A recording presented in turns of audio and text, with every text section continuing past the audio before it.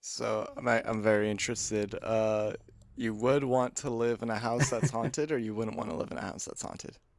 Okay, wait, yeah. So I would like the opportunity to live in a house that's haunted because, well, firstly, I don't believe in a lot of that stuff anyways. And so I would love to be proved wrong, but I know I would only ever, like, my brain would only ever accept it if it happened to me. It's like, it would have to be, like, Mm-hmm. something that literally occurred in my life that I had to, like, overcome. And then I would be like, okay, this is real. I like the idea. I like the idea of a ghost coming and putting his hand, like, look, I'm putting my hand through you. This is happening to you. Yeah, see, it's like, and I just have to take a step back and actually re-examine how I feel about it, because anything short of that, I know I'm gonna come up with some loophole in my head where I'm like, yeah, it could be a couple things. I also like that you describe it as something that you overcome. Like I overcame like all the, being like, in the haunted house. Not into it, but like living there, like poltergeist or something like that, where it's like, you know, they're terrorizing you, so it's like something you have to deal with, you know what I mean? Yeah. If it's somebody who's like, oh, one time in my house, like, a door closed by itself, and then, like, it didn't happen ever again after that. It's like, your house isn't haunted. Yeah, your house has a draft. But if It was haunted once for a day. Yeah, it was a brief haunting, just a Yeah. haunt vacation. A ghost was on vacation from their usual spot. Maybe they're like testing it out, like an Airbnb of like haunted houses. Ooh. Let me try out this there's like house in Miami. a ghost realtor that's like, all right, and this is how. Scare B&B. Oh, Ooh, I love that. I love yeah, that. it's a Oh my gosh. yeah. There's a ghost realtor like, all right, this is how the door slams, and check it out. Go ahead and slam it on your own. And then it It's like boom, boom, boom. cuts Wow, to real that's life, scary. like, I oh my like god, that. honey, Ooh, the nice. door's slamming. Yeah, just this once though. That's it. No other times. Nice. Oh my god! Whenever the House light, when the sold. lights are like flickering on and off, it's just a realtor walking through and just Yeah. testing light switches on an inspection. He's real just quick. like, damn, no ghosts want to haunt this house. Whenever you hear the pipes at night, it's just like testing the flushes and like water systems. Nice. Yeah. I like Exactly. this. It's just ghost love this. That's inspectors. good. Ooh. So Ghost inspectors. Specters, the inspecting inspector. Inspector is spelled like specter. Like specter. Okay. Yeah. Okay. TRE. Like specters inspecting. Inspector. This writes itself. Perfect. Oh yeah, Oh, what welcome are to we- Ghost fucking pod. We're Yeah, talking about ghosts all Welcome day. to and every Ghost day. Inspectors, Ghost the talk. podcast. Yeah. Gymleadernate, everybody. Let's give a round of applause. Yeah, thanks. I guess we should all introduce yay. ourselves. Hi, welcome to No Dumb Idea. This is Gibbleding here. Yeah, who am I with? Hello, it's me, your titular Dala, and we're joined by another third host now. Who's a ghost? No, sorry, I'm gonna drop the ghost thing. I can't carry that all day. Yeah, You can. They don't weigh a lot. They're intangible. You got a point. But yeah, I'm Gymleadernate. You may know me from the previous Pokemon episode. Pokemon enthusiast, you know, gaming enthusiast in general.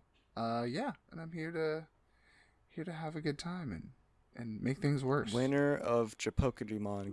Go check that episode out. I think it's like episode 15 or 12 or whatever. Yeah, Japokemon. It's 10. That's what it was called. Yeah. Episode 10. Speaking of which, actually, Gibbleding, how's Golden Girls been for you? It's good. It's on my that little magnet is on my fridge. I get to look at it every time I open up and look for something that's not in there. So, it's good. It's good. Nice. So, speaking with you, Gymleadernate, I don't know if you want to go over a little what you've been doing, what you've been into. Well, this week, a lot of classwork I've been having to get up to. Working a lot with film and editing at the moment, and right now working with audio ADR replacement was what we were working Ooh. on this week. Lovely. So that was pretty interesting. Are you gonna ADR this whole episode for us? Oh gosh, we'll see. Yeah, I'll just read. Actually, yeah, I'm gonna go through and I'm gonna redo all of your voices with my voice. Ooh. Yeah. So it's just 3 yous talking. Exactly.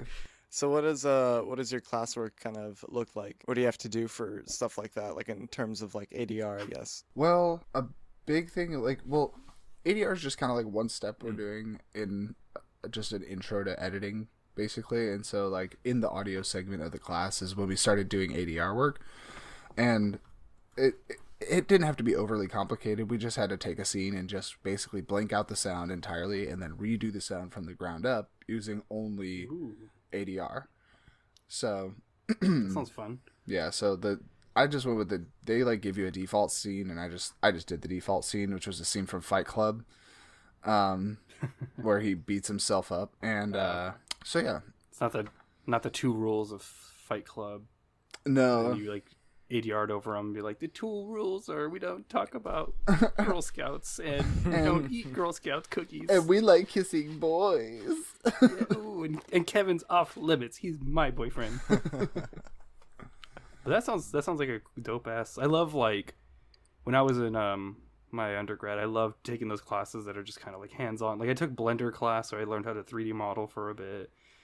Yeah, I mean, even like music classes, I took a class and learned how to play sitar for like a semester, which was like fun. Just sitar. like, That's Pronounced cool. it's Whoa. pronounced guitar, but okay.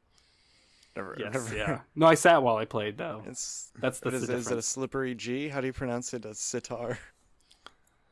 I personally only play statar. That's why I have a strap. Nice. Yeah. Nah, I'm all about that. I play laytar, lay down, and play guitar. Sleetar. I only play while I'm sleeping. Yeah, guess which one I play, Oh. guys. Freaking gaytar.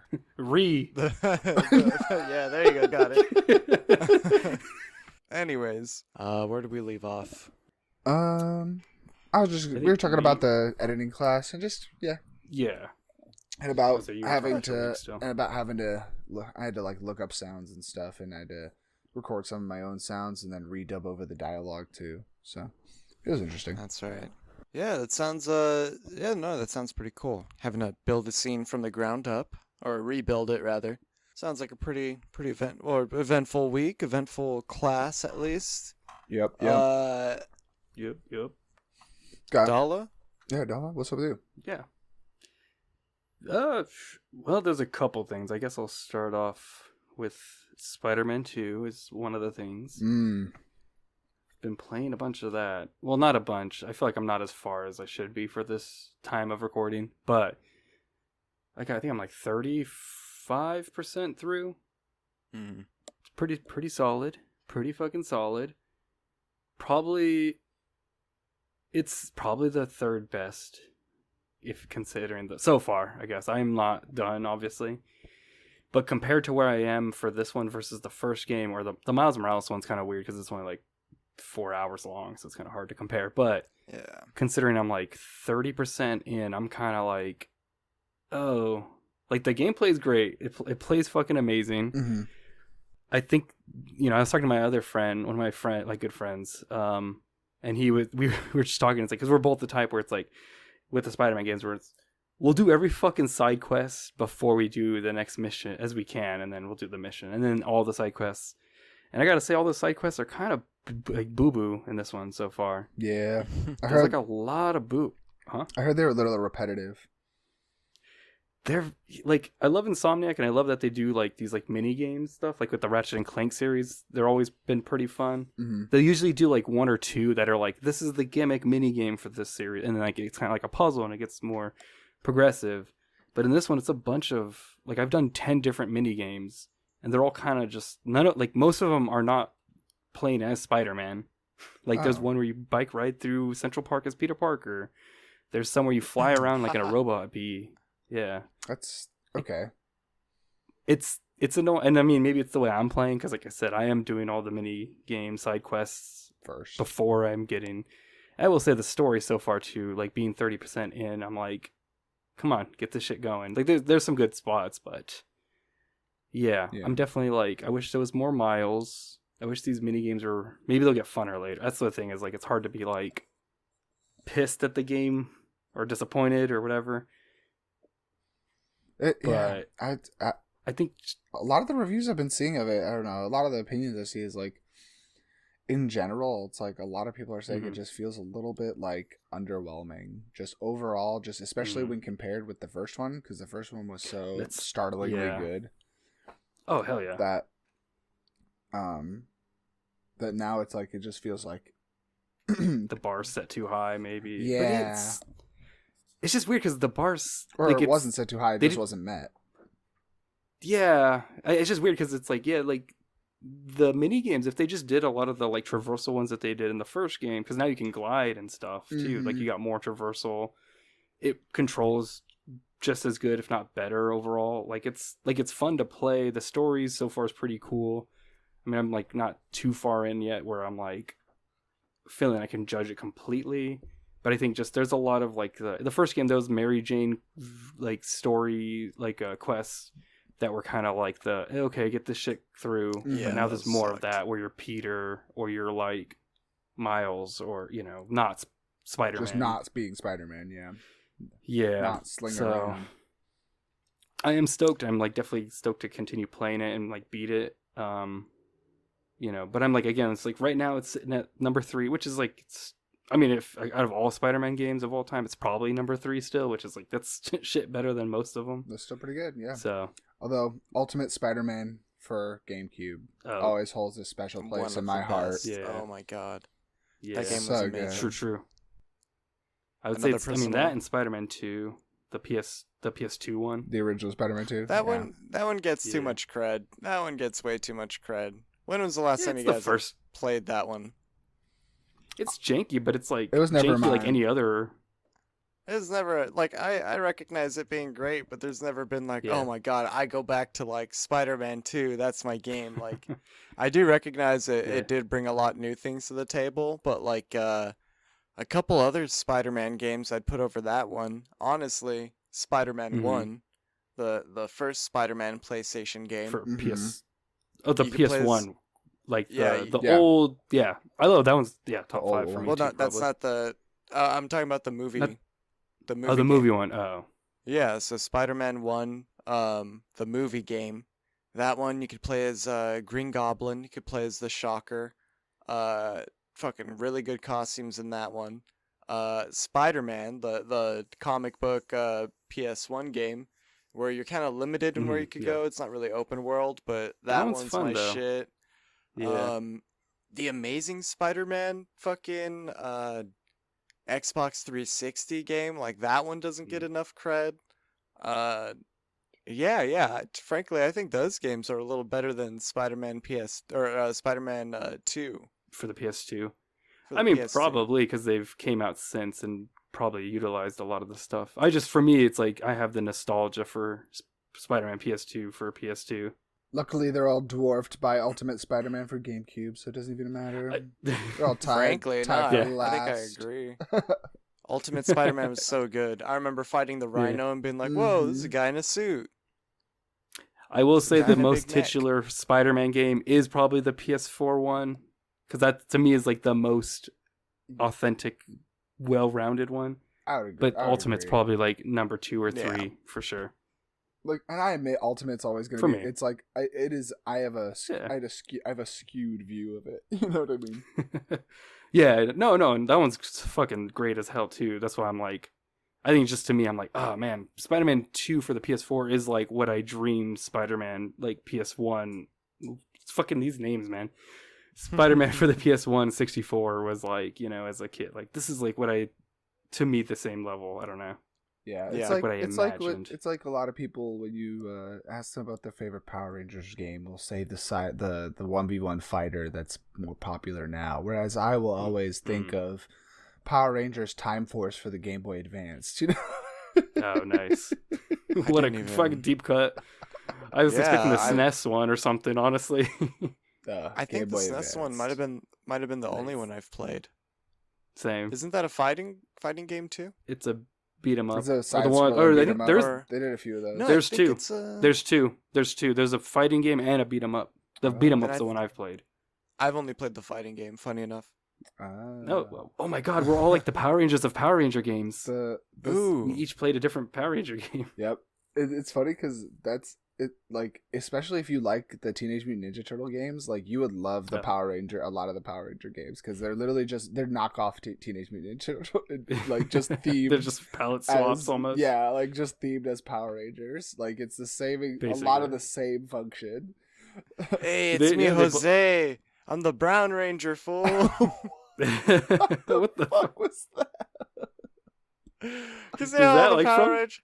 No, but you know how they do like the Yellow Ranger is gonna be an Asian woman, and the Black Ranger is gonna be a black guy. There's a really good Key and Key and Peele, Peele. yeah, sketch Yeah. about Black Oh, damn Falcon. It's so good. It's funny because he's like the Green He's Falcon. They keep but calling everyone him the keeps calling Black him Falcon. They're like, Black Falcon, get him. He's like, who are you talking to? Because I am the Green Falcon. And like nobody else's like colors matched like any terminology Their for colors. their race. Like so it's like Oh, that's so stupid. Yeah. So at one point he's talking to like the Blue Ranger who's Native American. He's like, "How would you like if I started calling you Red Ranger?" And everyone's like, "Whoa, cool your jets there, Black Falcon." He's like, "I'm Green Falcon." That's so stupid. So fucking yeah. But yeah, that's all Spider-Man 2. I'm gonna keep going with it. I'll let y'all know how it is at the end. Yeah, let me know once you get to the part where Peter Parker dies. Yeah, Yeah. Peter Parker, not Spider-Man. Yeah. Specifically, Spider-Man Peter can't Parker. die. That's the point. Well, there's too Haven't many. you been paying Yeah. attention? Well, that's why I'm specifically saying Peter Parker, because Yeah. Peter Parker dies, Miles Morales Mhm. takes the lead or whatever. At some point, From it's which gotta happen. multiverse? But that's a spoiler, Honestly- so I don't want you to know that. You know, yeah. Honestly, I wouldn't be opposed because I kind of like Miles a bit more than this Peter. I Yeah, agree. I'm trying to think. There was something I hated their facial like animation too. Actually, for the part like Parker and Mary Jane and It Norman. was so weird what they or, changed. not Norman. Like Harry. I don't know. It all looks so odd, and it's like even weirder because like I watched a lot of like the people playing the remastered Spider-Man 1 where they changed a bunch of the faces For the PS5, yeah. Mm-hmm. And it's So like I think that's also why. Sorry, because just for me, I played the PS4 Spider-Man 1, so it's like that's the face and for Mhm. them, and it just feels weird. yeah, a lot of it just feels really really odd now. And I don't know. I really liked the Peter Parker model from the Spider-Man 1. Just no other totally. reason that he was just like a little homelier. He was just kind of uglier, honestly. If I remember, I think the original one wasn't it like it looked more like the actual actor, but they It like did, wanted yeah. to make it more Tom Hollandish, so Yeah. they kind of That's- changed him, which is like That's exactly it. It was originally more just- modeled after Yuri Lowenthal, the voice of Sasuke Mm. Uchiha. Like, ooh Sasuke yeah, Sasuke is Peter in those games. Griffin. Yeah, Peter Griffin. Mary Jane, look at me, I got melons. With great power. Yeah. Jesus. But yeah, that's Spider-Man 2. Like I said, I'll jump back in when I beat that and let y'all know how if I do. I guess I don't know. I will. I think. Eventually. Yeah, 5 years from now. But What about you, Gibble? I do have. Oh, I was gonna say, well, I had one more thing, but I will wait until Gibbeldang because it's incorporated with Gibbeldang's stuff. true. Yeah, we went to New Orleans. It was a lot of fun. Spent a lot of time drinking, wandering around, having fun, Listening to lots of Going through- jazz. listening to You like jazz, jazz? live music. Yeah, we went to Bourbon Yeah. Street, went to Frenchman, bunch of other different touristy spots. Went around, saw the city, had the food, Did you guys pee in the street? bought pee in the street. I No, did. Well, yeah, actually, yeah. Dollar did. Hey, gotta. It's a rite of passage. But yeah, no, he we both took a turn peeing in the street, having fun. No, I checked out some cool spots. I mean, also met a lot of cool people. Also went to like a burlesque show, which was like, fucking great. It was like a horror themed because it was around Halloween. I think I saw your picture from that. It looked pretty cool. Beautiful. I kind of want to go like yearly to New Orleans and just hit up that and the Same. Music Box Village, and the rest like Dungeon, Bourbon Street, all the fucking food. Just make it a yearly knowledge trip. Essentially. Be lots of fun. Oh yeah, yeah, Well, maybe I can join you guys next time. yeah. Also, I did meet a lot of cool people, and I think in plugs, I kind of actually want to plug some of the cool people later. So Nice. I'll circle back. Yeah, just like there's a lot of people we met where like I have a band, or like I met a Dom that was there for DomCon. Unfortunately, Dominatrix Con convention ended, but I met a few people, a Dom and a sub actually. Nice. It was fun. Card carrying? Yeah. Like licensed? Licensed? I Licensed and they Dom didn't show me here. a card. Just- Yes. They whipped it out with their whip. Yeah. Nice. Oh, it's sticky. Sorry. Sorry, wrong one. wrong card, my bad. Yeah. There's the This one official was a one. spiky one. I Oh, meant. this one's Yeah. wet. No, sorry. Yeah. But yeah, no, high recommendations for NOLA. If anyone listening ever wants to, needs Rex, feel free to reach out. I don't know if you anything you want to add to that, Gib. Yeah, so for the that was the beginning of that week. We went on vacation. I got back, or we both got back, and yeah, kind of hit the ground running. Went back to work. Didn't really have too much of much time to rest, but yesterday I did manage to go to a concert for two bands that I'm really into right now. Turnover and Beach Fossils. One's from I think Virginia. The other one is from New York. West Virginia. Yeah. Totally different. Really nice stuff, moody kind of alternative indie rock for Beach Fossils. But for Turnover, it's very much like a pop. They started off as like a pop punk band and kind of kept that as like their like. It's hard to describe because they kept changing genre with every album, and slowly like they took some elements from like the pop punk genre and little different things from indie synth stuff, and they now their transform. last album is very much like a very synthy, upbeat, dancey kind of like takes little elements from like disco. It's just very fun stuff. So I saw them live last night. It was a lot of fun. Very tiring. I was reminded of my age. I feel like my age is starting to kick in. Yeah, you're so old. I'm getting Yeah. there. So ancient, yeah. Yeah. 65 years old for the listeners. feel like it. Those ancient years of your life that start with 2. They're kicking in. Also, I love actually that you're like the youngest one here. I think, Literally. actually. You're like, oh, I'm so old. I'm the old one. I'm the fucking dinosaur now. And Yeah, I'm the middle brag one. about it. I'm the most middleist here. Ew. The most middest. Oh, got him. Middleist. Nice. Got me. Yes. Burn, roasted, toasted. So that was cool. Apart from that, speaking of music, another favorite band of mine just released an album. I think about last week, and that was kind of like the soundtrack to my trip to New Orleans. And it was a band called Wild Nothing. They just put out an album called Hold, and yeah, this band, one of my favorites for sure.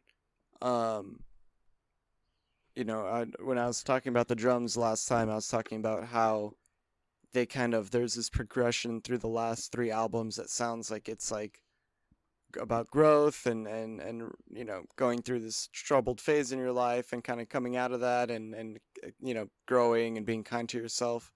For this artist, for Wild Nothing, his last album is very much like it was about getting married and finding the love of your life and kind of settling down into like a home and creating a home for yourself.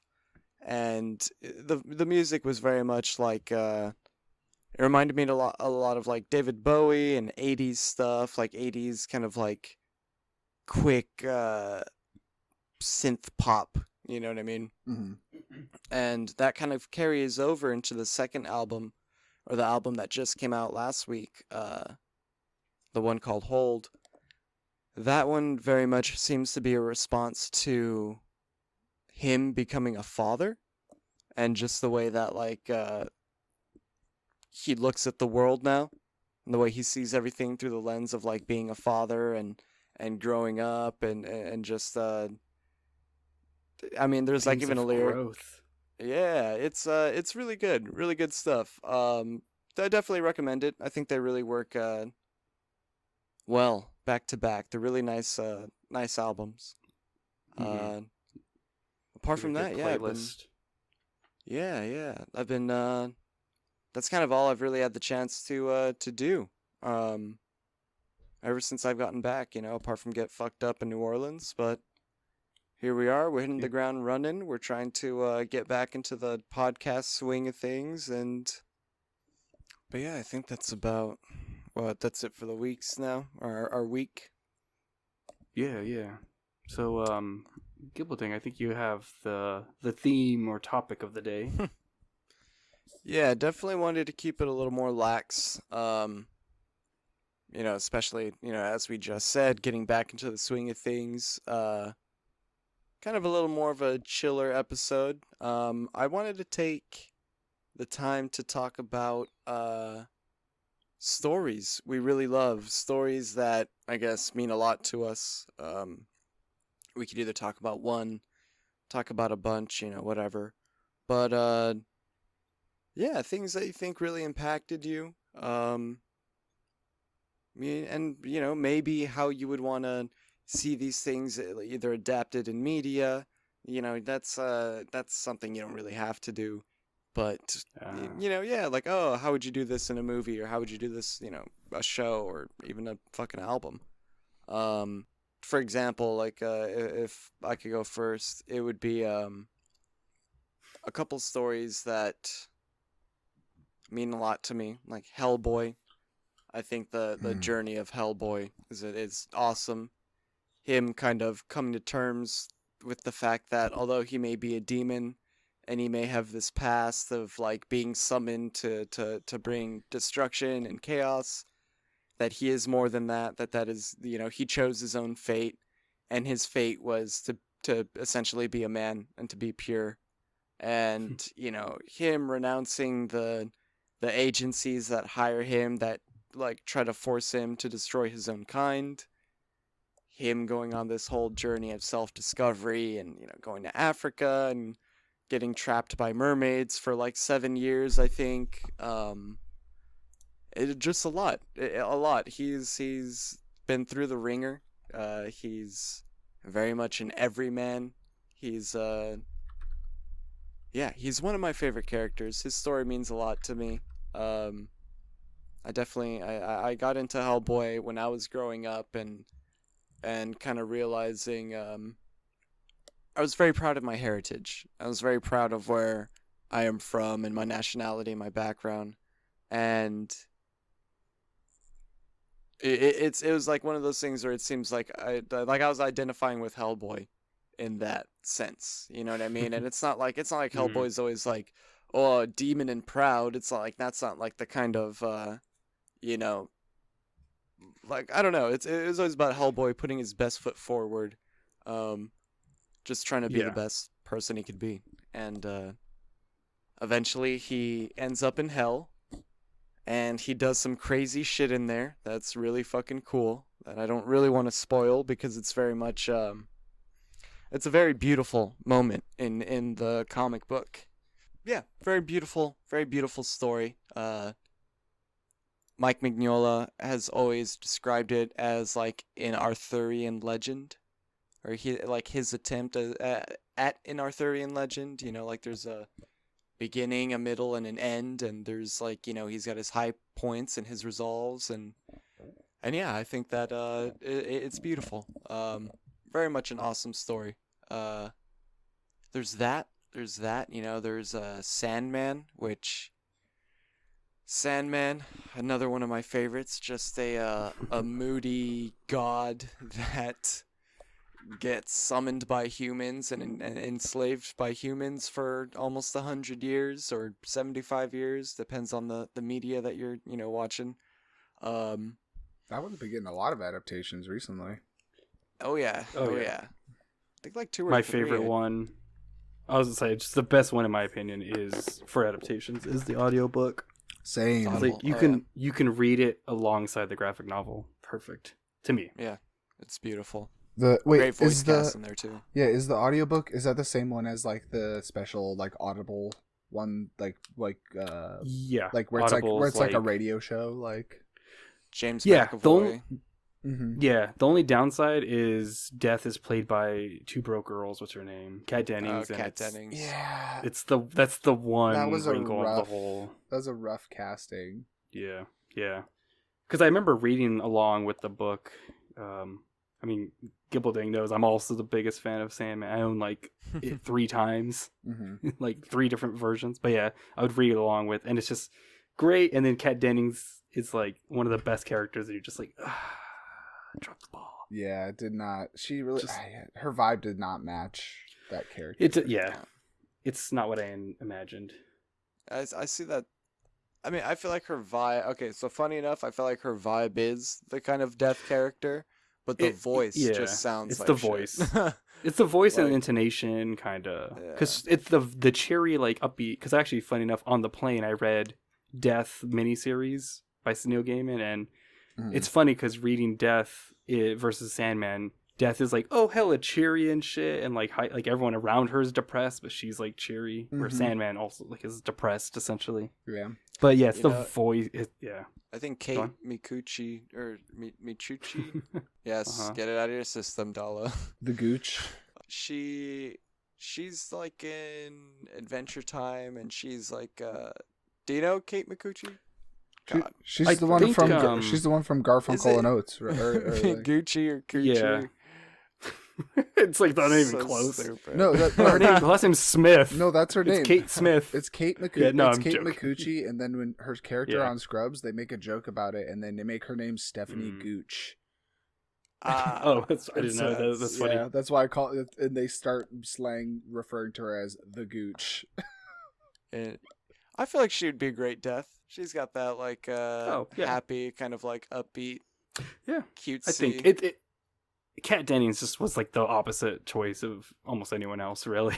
Like it just Yeah, But go on, sorry. Yeah. We, Well, I think honestly, it's like Kat Dennings isn't the most dynamic of an actress, and when you're doing voice acting, like dynamic performances are a must because you don't have the visual element, so everything has to be like your intensity has to be way up. That's why I think like James McAvoy did such a great job because he's very good at doing like harsh but quiet intensity.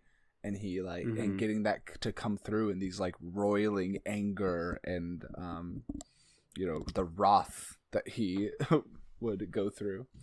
I also let me just say Andy Serkis as Matthew the Raven. Oh, yeah. Way I love Patton Oswalt, but way better than Patton Oswalt. Andy Serkis. Yeah. Jesus Christ. Yeah, Andy Serkis did that. But funny enough, going back to the Sandman series, it's another very interesting story about like this person that's all very moody and very much like, oh, everyone has slighted me and fuck them and I can never talk to them again and this and that, and all of having this big reality check of like, no, humans could kick your shit in. You could get captured, life is very futile, like, fucking man up, be a better person, try to do better with yourself, his sister, like, oh god, there's a story where, I think one of Sandman's first lovers, I think, she chooses her people over him, I think it was, and Sandman took it personally. Fucking, I don't know if he destroyed her village or like just cast her to like 10,000 years in hell.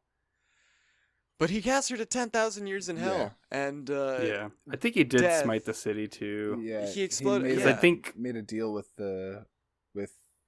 hell to like get a section just for him so that he could keep her in there.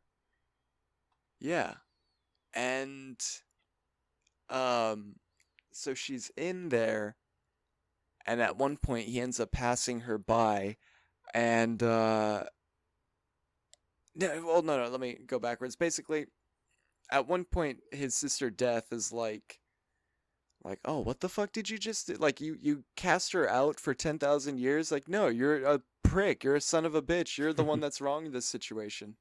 And then he's like, oh, fuck. Like, yeah, maybe I am wrong. And, it's very much like, I like the character progression that, this god, it humanizes them a lot too. yeah, how human he ends up becoming by the end of the series. And, yeah, very, very touching stuff. Yeah. And Oh yeah. I think, talking about like, I guess ways to maybe adapt them, I think the Sandman, it's definitely harder for Sandman. I know they're taking some stylistic choices with the Netflix stuff, but I think that's definitely the way to go, long form season stuff. Especially I because of think the that's- episodic nature of it. Exactly. It's so Yeah. much an anthology. But still, I think they're doing it right. That's something I really recommend. I'm really Gymleadernate and I very much into theater and like performances. And in my opinion, I think that the Sandman show has some pretty tough like moving scenes. Really good performances in that one. I'm gonna say, S- on the note of, or on the in terms of the same, in the same vein with the audiobook, there could be more like stories and franchises that are utilizing that audio presentation they did, because that was Yeah. I would love to see that from more mediums, like more people coming into that space to make like an audio presentation, because that was so fun to listen to. Yeah. It's not like it's not an adaptation or anything, but they're doing that with like a lot of Batman and Riddler stories. Oh yeah, like Mhm. podcast kind of Yeah. making like new content. I heard a couple. They're okay. The ones I've heard. It was like the Batman. It was like fun kiddish kind of geared. Oh. Which I was like, I think I would play it if I was in a long road trip and I had kids, because it was like kid friendly, and it's like riddle. It's like those old radio serials from like the 30s, basically, just modern. Okay. That makes sense. That's kind of cool. It's just it's not. I'm not the audience at the moment. It's like model. I'm in a car, It's probably like modeled basically after Dick Tracy, the Dick Tracy radio show. literally. Yeah. But just to jump onto the Sandman before we get off that topic too, I was gonna say with the audiobooks, I would get like a candlelight. I have the absolutes of those books, which are like just fucking like bigger, like this fucking huge, Mm-hmm. like tomes, and I would just like read along. And I think to me, because I honestly I haven't seen this show yet, because I'm just kind of such a like, the book is the perfect You're scared. format of it. Yeah, I'm scared. It's too. I don't like moving pictures. No, but just Too many, too I fast. just love the art. Oh, there's too many characters, too many things. The phrase. There's no like video game of like Temple Run underneath like going on. It's like I can't focus. There should never be a Sandman video game. I'll say that. Well, I get It would be like a dating sim, yeah, or something. Telltale. like point and Yeah, click. you could telltale it, but even I then, guess I wouldn't want it. Telltale, yeah. I wouldn't mean, want if it you do at a all. show. Yeah, no, it's like if they did a show, I'm like, yeah, sure. Just don't do like an FPS fucking dream with like, we gotta go Gears of War style fucking running. I don't even want the Hellboy game they gave me. Well, I bought. that's so funny. I was just thinking about that. I googled the Hellboy game as you were talking about Hellboy, so I was thinking that the whole time. I was like, have they ever tried to do this as a good video game?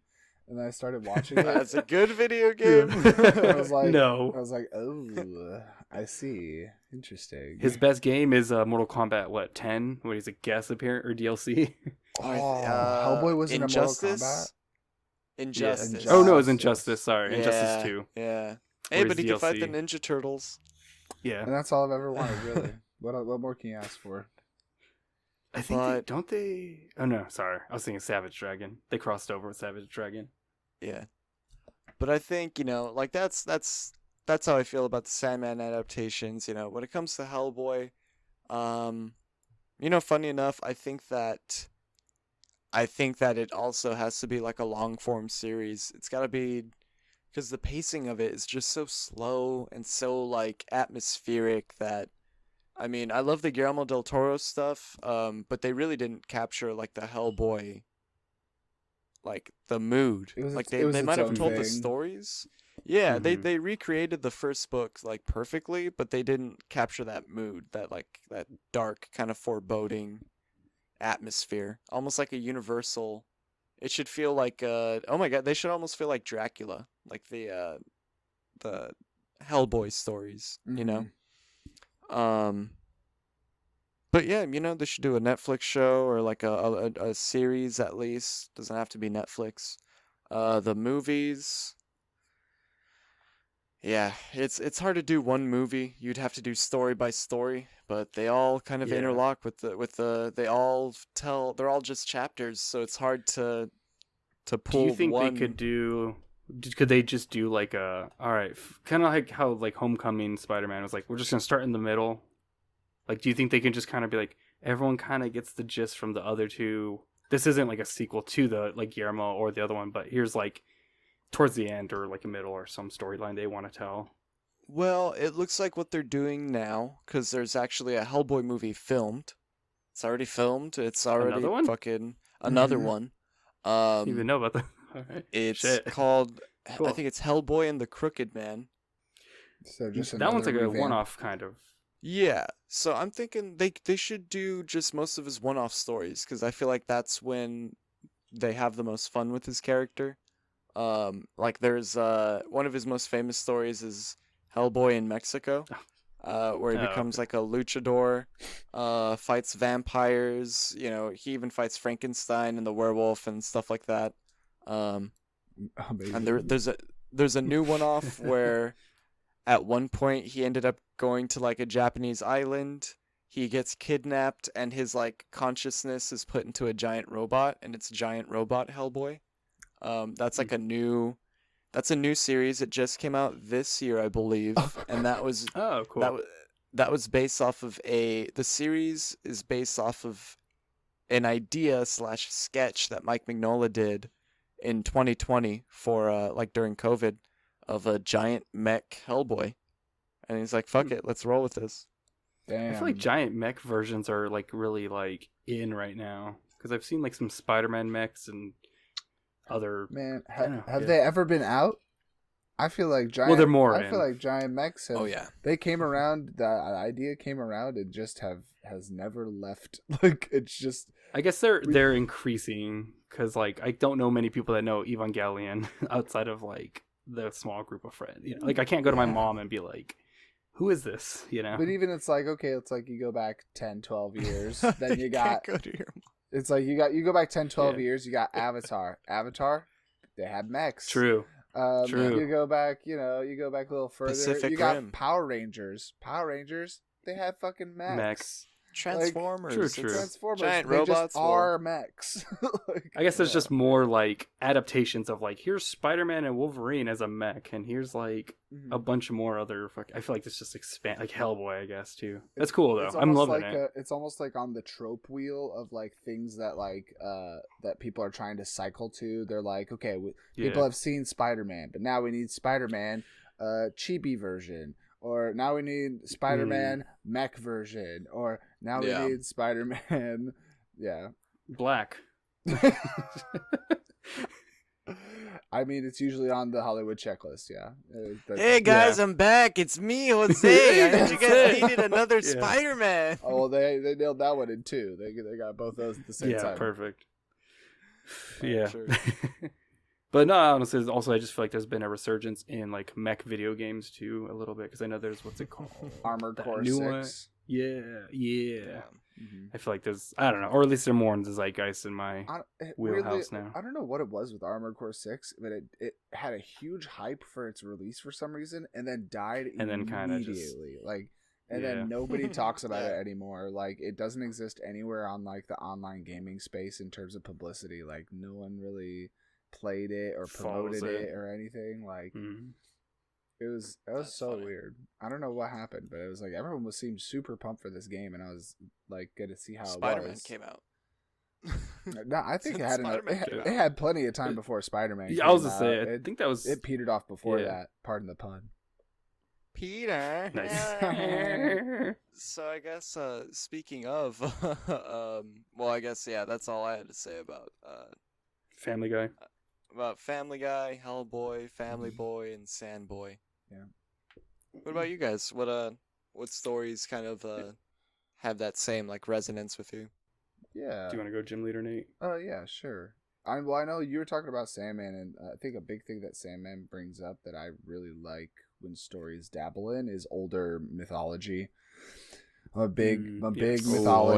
big mythology head. I love when people make adaptations of mythological like stories and in character arcs Yeah. and things like that. Big myth head. I think, I think, and it's like I don't want. It's What's like, your favorite myth? my favorite? Oh man, there's a lot of good ones. I do like the Top 10 go. I do like Arachne. Just the story of Arachne is always really good. And then I also particularly like Narcissus. Ooh, that one's a good one. Narcissus is Classic. cool in how it's the explanation for like the flower that became tulips, I believe. Because they always like hang over the water. And Oh, okay. and it's based off of him looking into the pool and being caught in his own reflection. Yeah, that's cool. I didn't realize that part.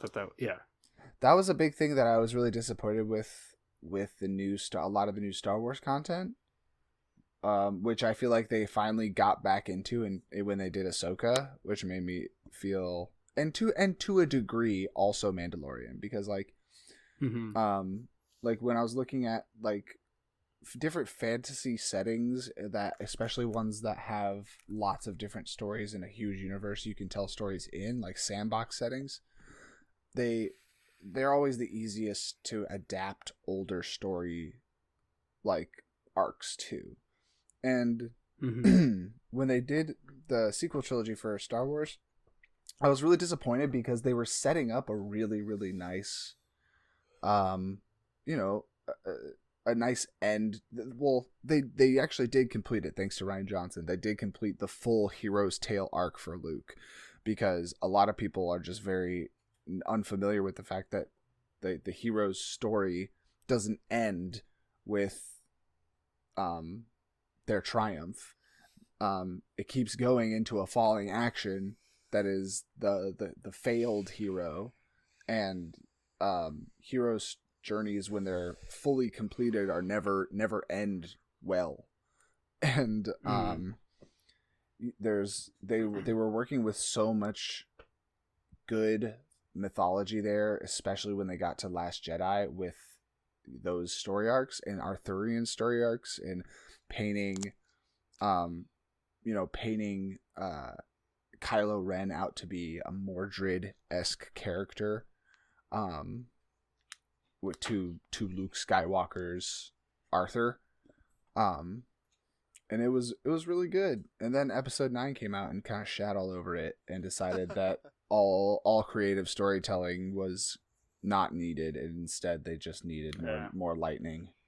So So you would choose to adapt Episode 8.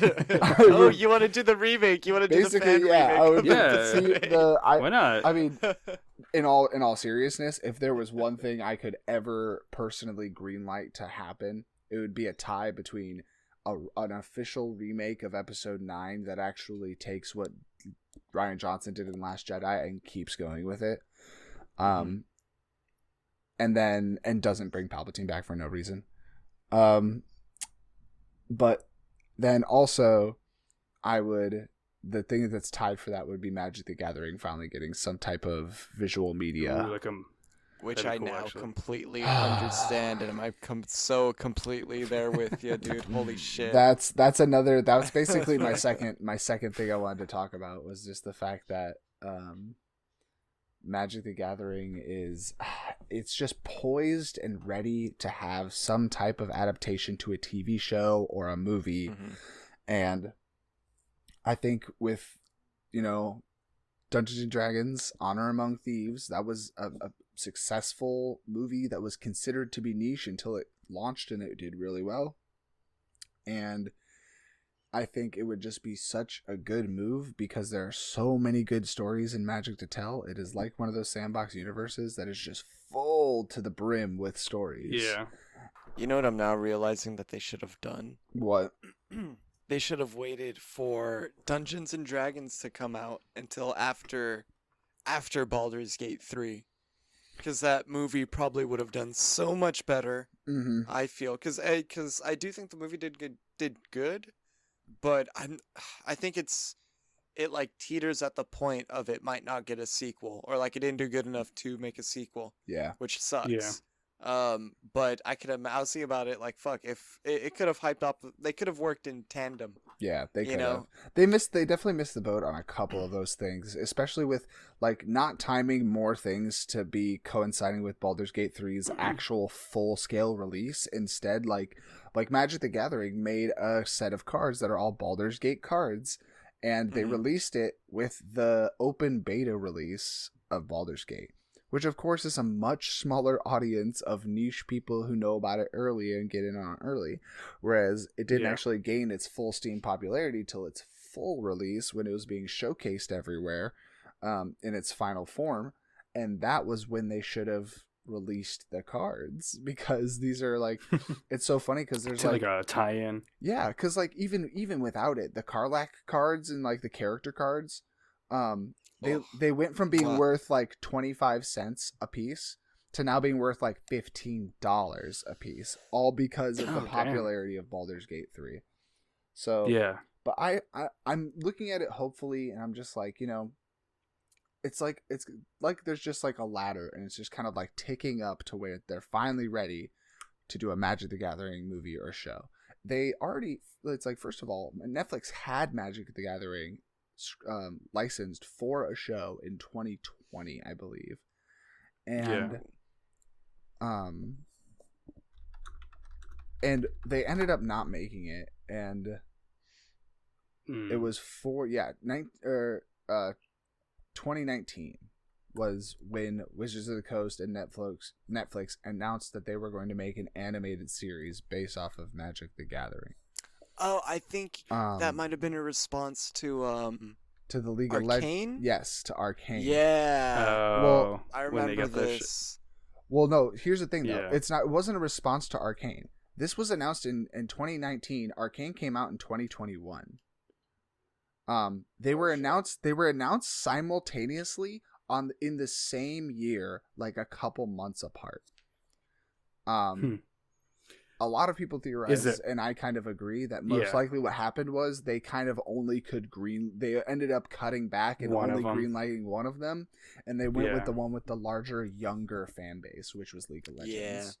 And Makes sense. which is also the biggest hurdle that Magic the Gathering has to get over, which is the fact that most of their fans are grown adults, and a lot of things in that vein of fantasy setting things, they don't get made unless they can really market it towards kids. Yeah. And I have a couple questions. Yeah, Sorry. go for it. One, have you read any of the comic books? Magic comic books? Yes. Oh, Are they worth it, or just out of they, curiosity? yes, thank you, Dream.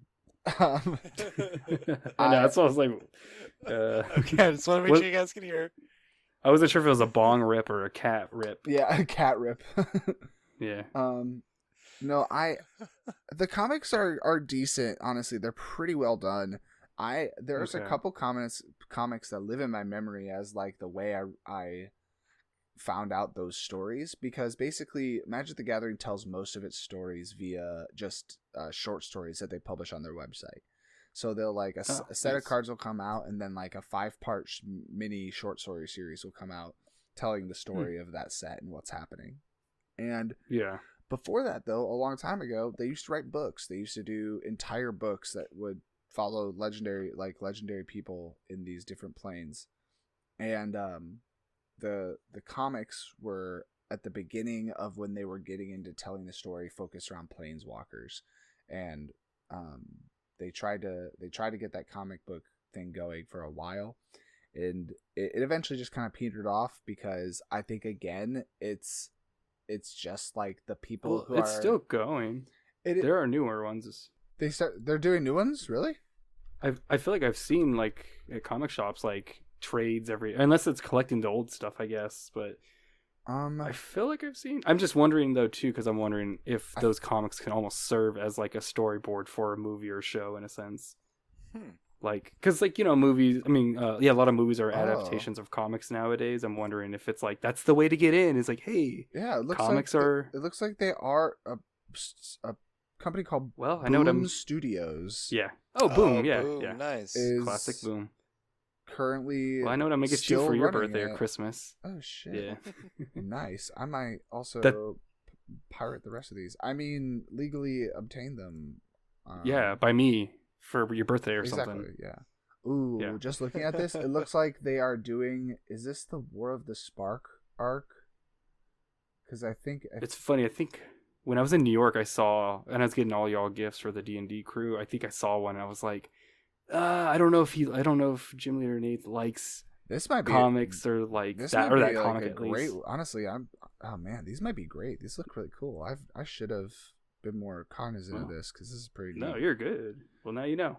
Yeah. The other question that I had was just like if you were to commission or get produce or even direct a movie or show, what kind of tone would you like? Who's the target audience? Since that's exactly it. So with Magic the Gathering, it's like you would have to, like, I think genuinely you would have to. If I wasn't worrying about it getting made, even then, it would still have a very similar tone for me to like something like Dungeons and Dragons or like Guardians of the Galaxy. I think it's just comedic still. Yeah, it's gonna have to have light moments. I think it's just not. It's not in the nature of Magic at the Gathering at all to like, to keep everything really dark and serious. Like it is. Gotcha. It is very much everything worked out in the end, happily ever after series. Like.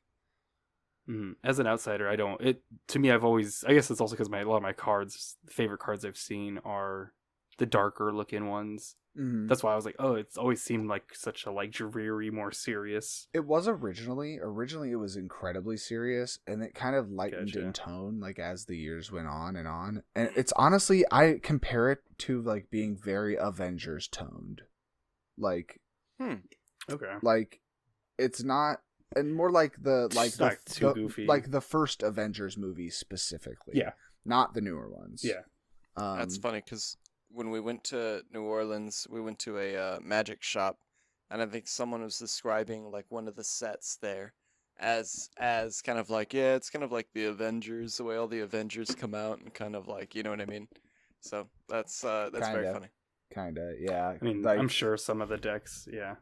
They even you can look like you can see March of the Machines, that whole storyline that just happened in Magic the Gathering, they 100 like the way they did the graphic design for the logo, it literally looks like they themed it after like the comic books and the Avenger, like a superhero-esque design.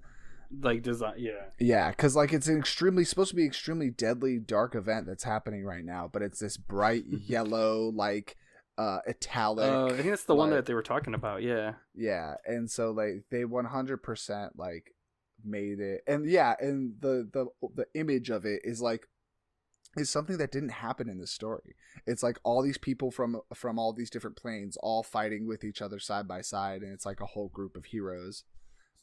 Which never even happens in the story. So it's so that's like the Avengers really just Infinity War. Yeah, they really just used like kind of like visual language to make you like kind of think of the event, like think of that same type of hero team up tone. Yeah. But I would say like the best thing about it is that the way the universe is, you literally could change tones very easily depending on what story you're telling. You know, if you're telling the story of Liliana, who was a magical healer who basically learned forbidden magic because she wanted to heal her brother back to life when he died, and instead she brought him back as a zombie, and he ate her parents. Like that would be like a very different story than if you were, you know, telling the story of Chandra, and Chandra's a rebel who, you know, basically helped overthrow the government of her homeworld. Because like magic is outlawed, and she was a pyromancer by birth, and so she literally like the government hunted her down and tried to take her captive. So it's literally like you could find whatever story you want to tell, you could find somewhere within the Magic universe to be able to tell that story. Yeah. No, that shit, yeah, hopefully they can do that too, because like you said, the D&D movie was like great, and it came out just surprising. I remember going, kind of being like, oh man, not just worried as like us. I hope this doesn't suck, and it was fucking great. Yeah, like I do really hope it gets a sequel. Oh, and I was saying like, and then hopefully it can like spin off essentially to like Magic getting something, and I mean also like seeing Barbie getting stuff too. I think we're starting to see like these products a little bit more. I think so it's all Hasbro, or is that is Barbie Mattel? Mattel. Barbie might be Mattel. Mattel. But I mean like there's a lot of like products that are like Tetris got a movie or whatever, and they're trying to make an Uno movie and like all this bullshit. Well, so it's Hasbro. like if those, huh? That's Hasbro, yeah. Yeah, All but I'm it's like saying, if they're doing this, if they get Magic. if they Yeah. So I just gave it a quick Google, and just for films that are based off of Hasbro properties, right? So Sure. It's like I didn't realize it, but of course, you know, the Transformers movies, Yeah. Mm-hmm. and then also G.I. Joe. Yeah. It's like I don't know about Yeah. y'all, but I feel like if G.I. Joe can get movies in the modern era where there's no children going to see this movie who have played with G.I. Joes because it's just too late. Yeah. Then I feel like Magic the Why Gathering not? has Yeah. a chance, you know? You know, it's so totally. funny. So Hasbro, they do, yeah, they make Transformers, G.I. Joe, Dungeons and Dragons, and they just partnered with the Diamond Select, the company that makes Minimates, and so far, I'm barely, and they own Power Rangers too, so we've gotten Nice. Power Ranger Minimates. We've gotten Transformer Minimates. We've gotten Dungeons and Dragon Minimates. We've gotten Magic and the one of the Gathering. hopefully we could fucking get Magic the Gathering Minimates, because that's a no-brainer. 2-packs, 4-packs. You could fucking put a bunch of planeswalkers, a bunch of creatures in there. Chef's kiss. Yep. But I don't know. It's I know they're not going to do it because it's too much of a good idea. I Yeah. think, you know, because they don't make Minimates for everything that they own, but you know. It's also really We sad could dream. because Magic the Gathering they could have picked up a lot of steam when they completely funded and made an entirely new video game called Magic Legends. And Magic Legends was their very rare foray into a non-card related video game. So what they were making was an ARPG styled like Diablo. It was a crowd, like a spawn killing, like horde killing, dungeon crawling game like Diablo. Nice. That did terribly. It did so bad that within a year after its launch, it literally closed its servers and shut completely down. Jesus. So that's rare for games these days to do that bad. It might not be actually as rare. I, funny enough, watched an Austin Eruption video earlier today that was like, yeah, here's like 10 games that have all shut down within a year, and they're getting delisted, so have fun before they're gone. Yeah. So, unfortunately, it's not as uncommon. But they really... But no, that does suck. There was so much momentum. This was like Yeah. 2016, I think. 2015, 2016. No. After that. It was... Would it have been like 2018? Yeah, like 2018. And that would have helped so much to give them a newer audience. And I think that's one thing they really have to also kind of get their heads around, is they have to realize like how they're gonna package this for a younger audience so that it can get picked up. Comic books, baby. Yeah, comic books. Actually, I don't know if they're rated R or whatever, but I would argue that comic books are 100% not the best way to reach modern younger demographics. It's right underneath our nose. You need Post Malone. You just need to put Post Malone in front of it. Yeah, honestly. There you go. He already loves Magic the Gathering, so he loves I didn't realize he was on so many like small YouTube like that's cool. He seems like such a cool fucking guy. Yeah, like he's a huge nerd.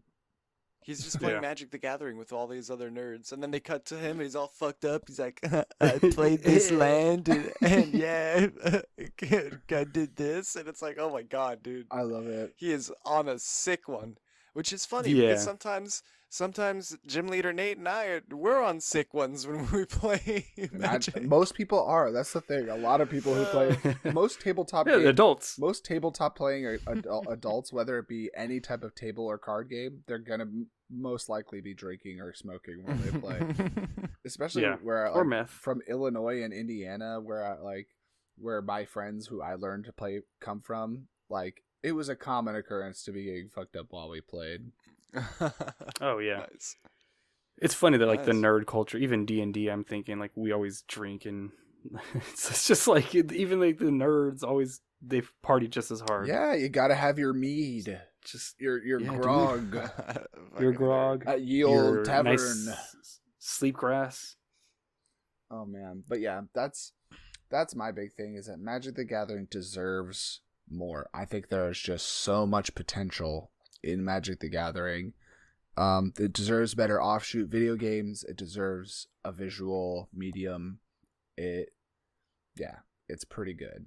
And it deserves better writers, because the people who do their written mediums right now, their stories and shit, are god awful.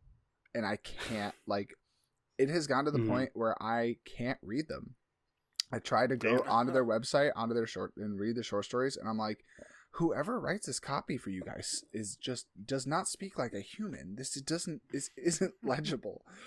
It's so weirdly written, and so I always just wait, and I just wait until the whole set comes out, and then the YouTube account Magic Arcanum does a recap of every set story when it comes out, and so I just watch his YouTube video instead. Which, if you guys are ever interested in learning more lore about Magic the Gathering, that dude's YouTube videos slap. They are so good. They explain things super well. And it just gives you like nice story examples of the type of tales you can see and what the Magic universe, multiverse really looks like.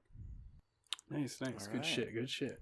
Give it a look-see. Yeah. What about sorry, Ed. No, I'm done. Yeah. Anything What are you? else, or? No, that's it. It's those two. He's like, I'm out. It was Peace. just talking about putting more myths and more like older story arcs into newer, more stories. Because also, it just, I don't know, those types of stories and that structure always feels so much better, especially when you're looking at movies. And I feel like a lot of modern movies have just kind of lost their structure and just kind of like have stuff happen, and then now it's been 2 hours, so we're going to end the movie.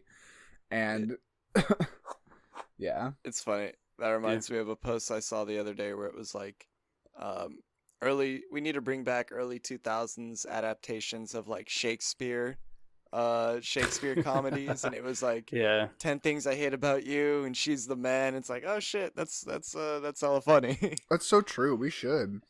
And also more hard adaptations like the Leonardo DiCaprio Romeo and Juliet. Baz Luhrmann's Romeo and Juliet. Yeah. We need more. That's the one I was thinking you were talking of, honestly. Yeah, I want more. Just they're gangster, chunty, like gangster ass punks. And it's Midnight Summer's Dream. Yeah. Or some shit. Like, yeah. Yeah, I'm trying, like... So there's, like, several... I mean, I have, like, a huge list. It's funny when I was thinking about, like, most... No, like, I'm not going to do them all. But it's just, when I was thinking of the most, like, important, like, adaptation... Or, like, not most important, like, stories to me. I came down to like the bare roots, and I was kind of like, these are things I either don't want to see an adaptation of, or that they don't need one. So then I kind of had to like work my way back. That's where like the list comes from. But I have a couple that I did want to just kind of bring up that I've always kind of wanted to see. The first one is a pretty popular one, I'm sure, or more popular, is Batman Arkham Asylum, Serious House on Serious Earth. Oh, I've always kind of wanted to see. That's the Grant Morrison comic with Dave McKean, where the art's like a collage work. Like it's literally collage. It's like Dave McKean dreamy. used paints, drawing. Yeah, it's very like nightmarish kind of. Funny enough, he actually did all the covers for Sandman. So if you've read the Sandman, think of any of the covers, and the whole book is just kind of looks like that. He uses like cloths. He'll use like clay little puppets, paints, like. So it's kind of just, I would love to see like a commissioned or like an adaptation, just like almost like a straight up adaptation of it, but just where it's like claymation mixed with like paint. Yeah, maybe stop some motion. Because I think like looking at like the Spider-Man Across the Spider-Verse, you have a lot of like mixed media there. I know it's all CG, but it's just like, I think we're in an era where you can, especially now, more easily combine different mediums to kind of like make this cool like adaptation. That kind of reminds me of like Yeah, no, you're good. there's like this claymation from like I think Yeah. probably 100 years ago, of the devil, or it's like Lucifer or something, and Gotcha. it's like his face is like changing, but it's very surreal, and it's very like creepy, but it's it's very early stop motion, and it's just something that like, yeah, it'd be awesome to see like Serious House, or you said Arkham Asylum. Yeah, it's subtitles of Serious House, Serious Earth. I just because there's a game, I didn't want people confusing the two. But no, I think when you were talking about old animation, I was thinking you were gonna talk about the Pied Piper one, which is very much like what I was thinking of as well. Which is also probably like an inspiration for Dave McKean's art style, because his style is just very much like he's one of my favorite artists. You look at his art, you can see his inks. They're very much like puppet looking people, like marionettes almost. He'll use like puppets. He'll use like cloth ink. Now more days he'll use like Photoshop too, a lot more like digital, additional to like photography. But yeah, no, I think it'd be cool to see like one of those old style like animations, just kind of, but like collage in a sense, or mixed media, I should say. It makes me think, what is it reminding me of? It's like, I'll try and think of it, but it's just like reminded me of this other media I saw, but it'll come to me. This other media. I can't remember if it was a TV show or a movie, but it's just like, yeah. I feel like a lot of it's older or newer. I don't know. It's just visually, This is just like it just looks so familiar, because I'm just looking at some examples of the comic. Oh, the art. Yeah. There's a lot of, I feel like, especially British cartoons and shows back in the day, or music videos that were like. Actually, you know what this makes me think of? Scary stories to tell in the dark. To tell in the dark. Yeah. That's what that makes me think of. Because I mean, for those, I guess, that don't know, the story essentially is Joker and a bunch of the inmates get loose in Arkham. It's kind of like what inspired the game. Yeah. But a lot less action. And Batman goes, and it's interesting because Batman's a little bit more scared or apprehensive in this story versus like gung-ho. Because he's like very in their element instead of them being in his element. Yeah, exactly. And he's like it feels very nightmarish. So you're like, this Batman feels wrong. Everything feels wrong. This art style feels like wrong. Like, yeah, I love it. Actually, it's funny, a little behind the scenes, I guess Grant Morrison originally wanted Joker to be wearing Madonna's like cone boob outfit. Yeah. What? But I think Dave McKean was like, no, or the editors were like, let's just kind of bring it back to regular Joker. Because murder and terrorism, that doesn't make someone look crazy. But dressing like a woman when they're a man, now that's pretty kooky. Oh, that's evil. That's why he's the next level of darkness. That's why Joker's in Arkham Asylum. I mean, that's also like an actual thing that they do for narrative structure in Japan. Is they're They, like dress them. yeah, they'll literally be like, we need our villain to seem extra like hidden, like an extra dangerous and disgusting and twisted. So they're like, got it. We'll make them dress like a woman. Cross dress, interesting. Yeah, it's like a huge thing. Well, it's funny because I watched this reality TV show that's in Japan. It's probably one of my favorite reality TV shows, dating shows, called Real Love, where the premise is that, so it's like they're all on an island, like whatever, 10 girls, 10 guys, whatever it is, and everyone has a secret, and then like every couple hours there's going to be like a bell goes off, and then someone's secret's going to be revealed. And the funny part, being American, the secrets are always just kind of like one of them is the guy's like, I'm in debt, and the other one's like, I have no like goal in mind for my future, for a job. It's and like something that all Americans have at all times. Yeah. And like everyone there is just like, oh god, you're the fucking ugliest guy, like. And one of them was a cross-dresser, that's why I brought, but like they all were kind of cool, they all seemed kind of cool with it, like, oh, like, haha, that's funny, like. Yeah, it's one of my favorites. Highly recommend for reality dating show. Yeah. But yeah. Yeah, they do that a lot with like demons in Japanese media. Demons a lot of time will look like women and then be voiced by men. By men. Gotcha. I could see that, yeah. Yeah, I think it is like they just relate a lot of like the concepts of deception to the idea. And so that's my best guess. But it sounds like old yokai stuff that kind of just has persisted, probably, mostly because a lot of possible. Yeah, a lot of the yokai and ghost stories and demon stories were women, or creatures that looked like women, but weren't women, or umbrellas, or a man's butthole, but inside the butthole is an eye that stares at you. That's a real yokai. 100% nice. That's why the yokai that tries to prevent gay sex. Exactly. Beware, if you part those cheeks, they're watching you. Yeah, they sees you. Yeah, the other story I think I would want to see an adaptation of, which is like one of my favorite stories, read in like a day, like comic book, is Scud the Disposable Assassin. That's right. It's I forgot written about that. The what? It's written by Rob Schraub, who is like a big friend. He's actually with Dan Harmon, has written a lot of stuff.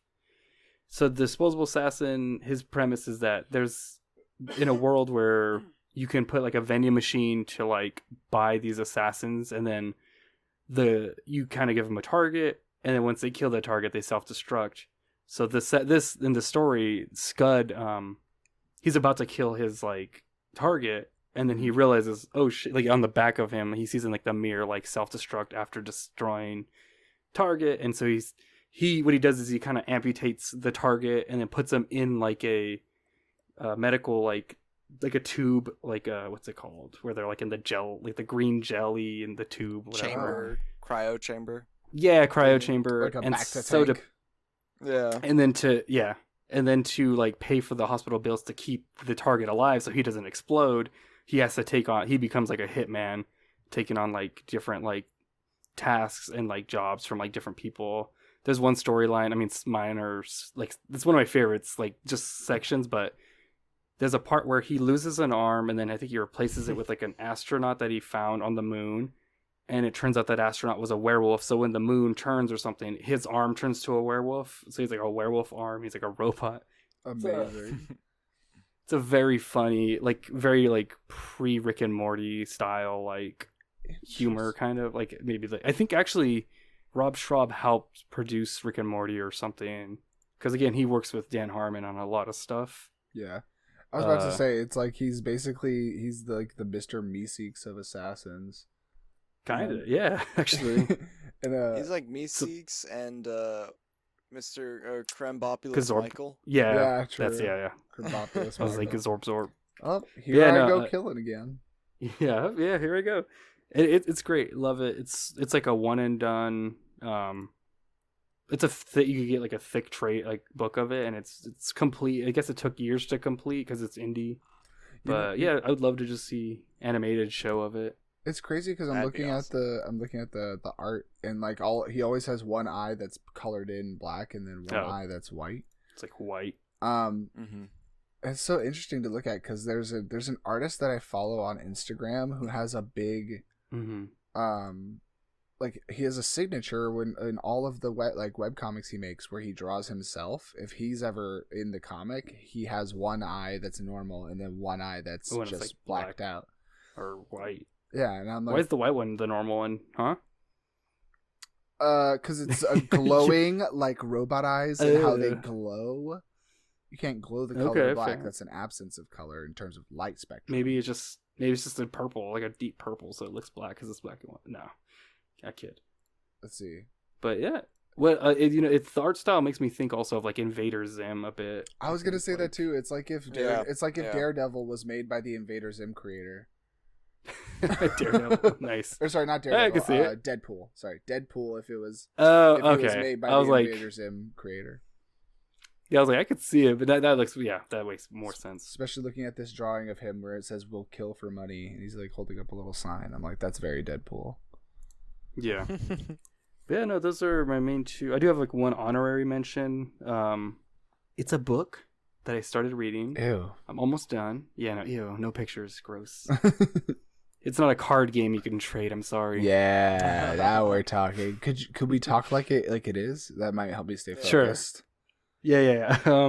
It's called the card game. This card game is written by Eric LaRocca. It's called Things Have Gotten Worse Since Last We Oh, yeah. Spoke. Ooh. It's a horror-based card game. The cards are in one big kind of One book big style thing stack. collected. Okay. Yeah, That makes they're- sense. you can't take 'em. Imagine the Gathering. Your deck's called a library. It makes sense. Yeah. Oh, yeah. So it's your deck is essentially It's your book. You just get the deck. Yeah, it's got numbers and words on it. Numbers on the bottom. It's cool. I really like it a lot. It's a horror book, as you could probably fucking gather. I don't want to give too much away because it's a brand new book, and that's why also I'm like, I would love to see an adaptation of it. I don't know if I'd say it's my favorite yet. It's basically, the best way I can explain it is like The Thing or like a body horror kind of book, but also like The Ring in a sense. It takes place through a chat room in early 2000s. So it's like that's what like that's the vibe I get, I guess I should say. It's like it feels like the vibe of The Ring, and it's pretty fucked up. It's cool. I don't want to give too much away because it's brand new, like I said. So I like and I'm horror not books. done also. I do like horror Yeah. books. One I listened to on Audible that was one that Santiago recommended to me. The what was it? The only good Indians. Oh, It I was think I remember hearing about this. crazy story, horror story based off of native legend, and it was like really good. Yeah, I'll have to pick that up then too. Shit. Yeah, big recommend if you like especially body horror. It's like really Up there. really interesting how they do it. Nice. Shit. Yeah. All right. Well, shit. I got myself a book rack too. But yeah, that's my those are my two adaptations or three, I should say. I would. If you were love to see. if you were to see Scud Hmm? be Yeah. made into something, would you prefer a movie or like a TV show? Ooh, a game would think- also be pretty fucking fun. Ooh, that a game. It did would have be a game. It did. It had a game. It had for the Sega Saturn. Oh yeah, there I've never it is. played it. The Sega. Yep. I've never played it, so I don't know if it's good. It probably isn't, but It's due for a yeah, revisit. I think I would be down for a game if that game sucks. But I think realistically, I would just want like a show, but just like a one season. Just do like the show. Cartoon. Change. Yeah, cartoon. No, live action. No. I mean, you could. Yeah, no, I know, but if I really want to see it, then yeah, it would be like an animated show, just kind of one-off season, just like the main beats from the book, maybe some new stuff. I mean, I imagine Dan Harmon and Rob Schraub would be. Oh, I think Dan Harmon actually wrote for it too. I forgot to say. Oh, So that's where he started off. Rob Schraub started, and Dan took over writing, I think. So it's like, just I imagine they would take it over and just make a better, new show. Then Rick Especially and with Morty. If it was like on the caliber of like the way that Spider-Verse and TMNT have their Mhm. visually distinct art True. styles, that would be It fun. It would look really cool. Yeah. So funny to kind of wrap around. I told you all the premise for this episode last night, and a couple hours ago, coincidentally, Nintendo happened to announce a live action Legend of Zelda movie Oh, nice. that is going to be coming out. It's going to And be a Magic the directed Gathering movie too. and a Magic the Gathering. Don't tease And a me like that. I would Scud know. No, and it's going to be directed by a director called Wes Ball, who I haven't seen any of their stuff, but they made some of the Maze Runner movies. Oh, fun. And they're actually a trailer for their newest movie just came out the other day. Kingdom of the Planet of the Apes, which that looks fantastic. That looks Another really Planet good. of the Apes movie. Yes, and it's in the Interesting. same universe too. It looks awesome. It looks very visually visually beautiful. Which there's a lot of greenery in the trailer already, and I'm thinking, I don't know, it's like I think this guy could do it. Why not? Or this person could do it. I don't know. If it's who's directing it. Yeah. Mm-hmm. But yeah, that is the news. We're getting live action Legend of Zelda back off off the success Nice. of Super Mario. Yeah. So Thank God, honestly, I'm totally fine. And you could say that it's all off the back of the Sonic movie, which is also off the back of Detective Pikachu. Which is off the back of Doom 2006. which is True. which is off the back of Yeah. Mortal Kombat. Yeah. Which is off the back of, I don't know, the Mario movie. Did that come out first? I It's all think full it did. circle. I think it did, yeah. But no double. So all full yeah. circle. I will say, if we're talking about adaptations, I'm also just excited for that are coming out. Both of these are for Disney Plus, and it's going to be the Percy Jackson show and the Aragon TV show. Oh, wow. So- They're doing I didn't know that. they were realize. making Aragon. Yep, they're doing Aragon too. So it's Nice. He's my favorite character from Lord of the Rings. that's That's cool, though. Airhorn, Airhorn, King my of bad. Gander. King, I'm really good at gandering. That's why I'm the king. Exactly, he's the king of the Ganders. Yeah.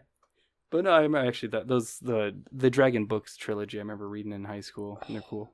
It's a cycle. There's 4 of them. Thank you very much. Ooh, new one I haven't read since. I guess it came out since No, high school. no, the original series is $4. I guess it came out after high school. Just double down. Actually, No. interestingly enough, Christopher Paolini this last year did come out with a new book for that series, called Oh, no shit. Murtag, and it's a sequel that's following the events of that character Murtag, and Yeah. About more things about his character. I guess it's not necessarily a sequel. It's just like an in-depth character focus on him, but it'll be interesting. Gotcha. Spin-off kind of. That's going to be I'm really hoping that's a good show. And Percy Jackson already has a trailer and everything, and that looks like it's going to be cool as shit. I'm very, very excited for that. I found out recently that I thought Rick Riordan had just been, in the last years, been writing the Norse god version of Percy Jackson. He has that series going on. Oh.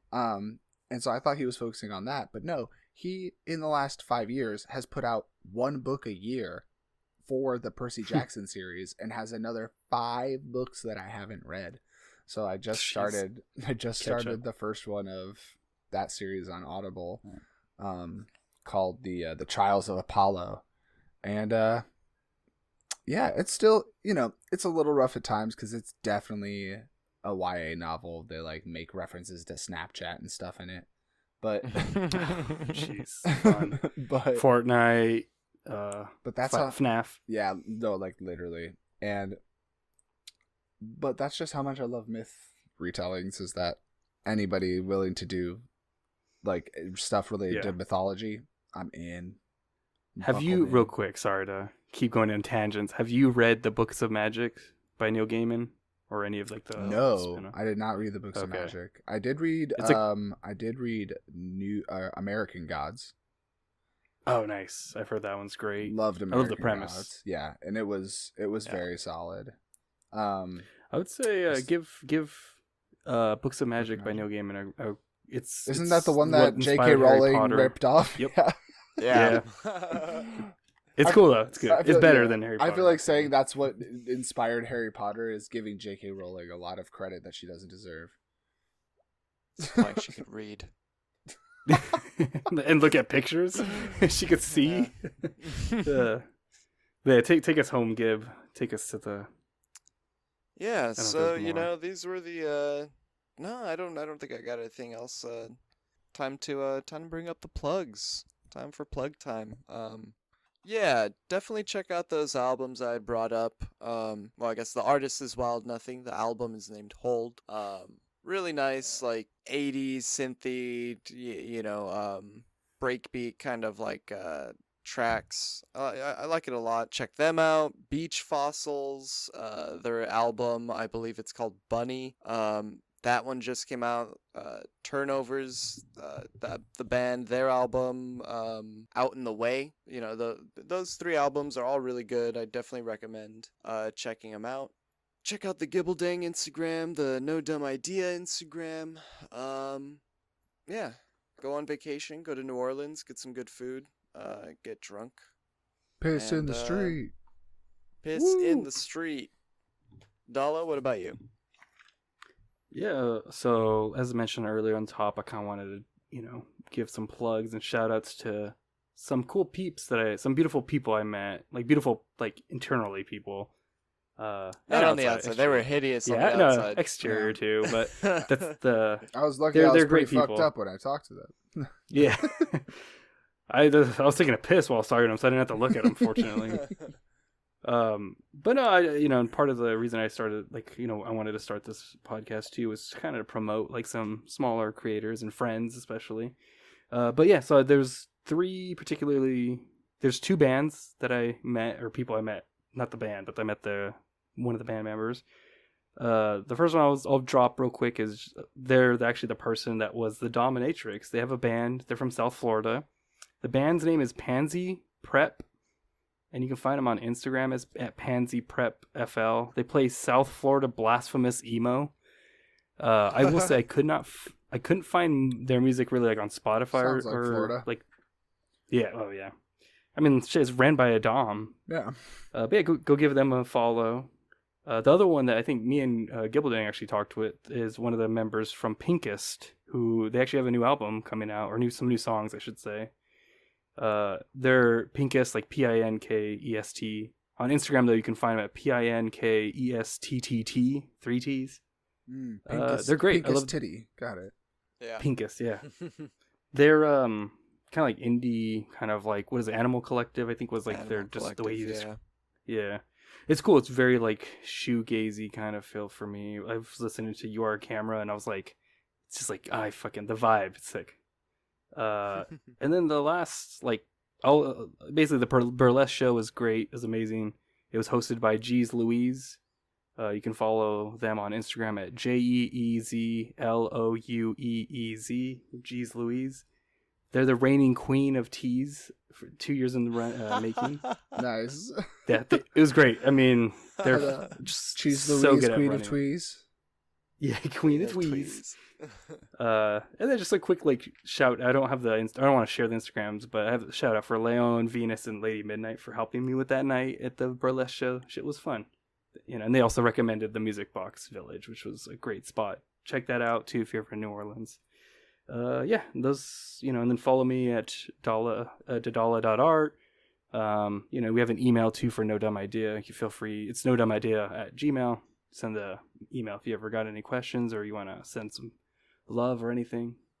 Yeah. What about you, Gymleadernate? What you got to plug? Oh yeah.